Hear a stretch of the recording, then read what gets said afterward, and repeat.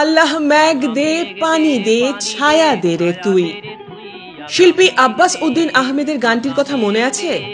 গানের শব্দচয়নের পরিপ্রেক্ষিতে মহান আল্লাহ কাছে বৃষ্টির আবেদন জানিয়েছিলেন তিনি, কিন্তু গানের সেই শব্দচয়নের বাস্তব প্রতিফলন বাংলার মাটিতে। আসমান হইল টুডা টুডা, জমিন হইল ফাডা।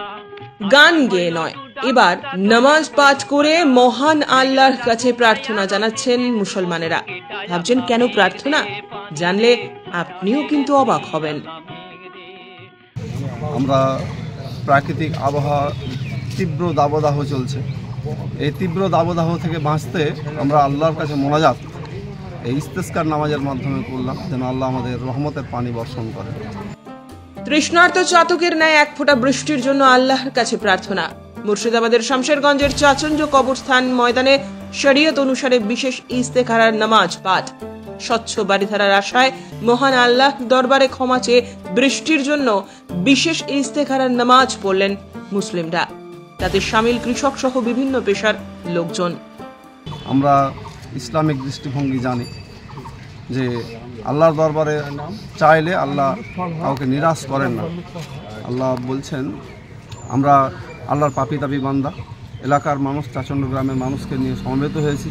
আল্লাহর কাছে সেই বার্তায় সেই মোনাজাতই করলাম যে আমাদের হাজারো পাপের দিকে না তাকিয়ে আমাদের এই কাকতি মিনতি চাহনের দিকে দেখে তুমি রহমতের বৃষ্টি বর্ষণ করো। নিয়ম অনুসারে 2 রাকাত বিশেষ নামাজ পড়ে মোনাজাতে শামিল সকলেই। বৃষ্টির আশায় ব্যাঙের বিয়ে, গ্রাম বাংলার সুপ্রাচীন রীতিগুলো বহু ক্ষেত্রেই দেখা যায়। শরীয়ত অনুসারে ইস্তেখারা শব্দের আবিধানিক অর্থ কোনো জিনিসের ক্ষেত্রে কল্যাণ কামনা করা, অর্থাৎ আপনার যদি কোনো কাজ করার ইচ্ছে হয়, কাজটি আপনার জন্য কল্যাণকর নাকি বিপজ্জনক এ বিষয়ে আল্লাহর কাছে পরামর্শ তলব করা। তাই তো এক ফোঁটা বাড়িধারার আশা নামাজে উপস্থিতি ছিল চোখে পড়ার মতো। এটা আল্লাহ রসুলের জমানা থেকেই আছে, সেই হাদিসের প্রমাণ আছে যে মানুষ যখন পানির সংকটে পড়ে তাদের নোংরা কর্মের জন্য আল্লাহ পানি, আকাশের পানি বন্ধ করে দেন।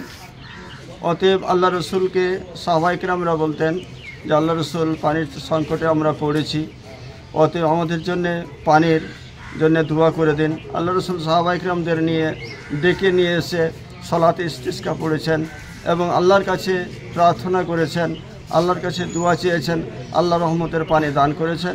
সেই নবীর উম্মত হিসাবে আমরা আজকের দিনেও 2 রাকাত ইস্তিসকার সালাত আদায় করে খুতবার সঙ্গে আমরা দোয়া করেছি, মহান আল্লাহ যাতে করে আমাদের রহমতের পানি থেকে নিরাশ না করে রহমতের পানি আমাদের দান করেন।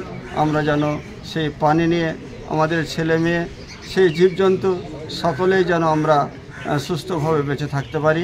এর জন্য আজকে ইস্তেসকার সালাত আমরা আদায় করলাম। Bureau report, Bangla 24x7।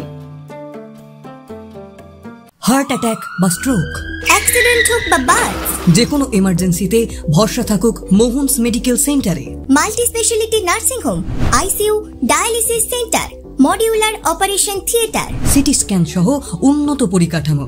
Diamond Harbour Rabindra ভবনের পাশের গলি। কল করুন 9775443636 অথবা 9609077887 এই নম্বরে। Mohan's medical centre.